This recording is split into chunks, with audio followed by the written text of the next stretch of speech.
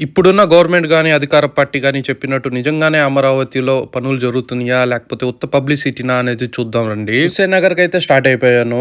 ఇక్కడైతే పూర్తిగా పత్తిని హార్వెస్ట్ చేస్తున్నారు. రోడ్డుకి అటు ఇటు చూడండి కాటన్ ఎంత బాగా కనిపిస్తుందో. ఇంకా అక్కడి నుంచి వెళ్తుండగా గ్రీనరీగా చాలా బాగుందనమాట. ఇంకా ఇటు నుంచి డైరెక్ట్‌గా ఇంటికి వెళ్ళిపోయాను.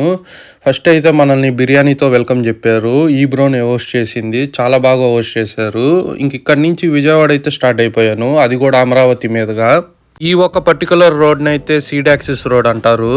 ఇక్కడైతే చూస్తుంటే మనకి విజిబిలిటీగా ఫస్ట్ అయితే ఏపీసీఆర్డీఏ బిల్డింగ్ కనిపిస్తుంది. ఇదైతే రీసెంట్గానే ఓపెన్ చేశారు చంద్రబాబు గారు. ఇక్కడ నుంచి వెళ్తుంటే పూర్తిగా వర్క్స్ అయితే జరుగుతూ ఉన్నాయి. కాకపోతే ఈ 3 yearsలో పూర్తిగా అవుతుందా లేదా అనేది తెలియాల్సి ఉంది.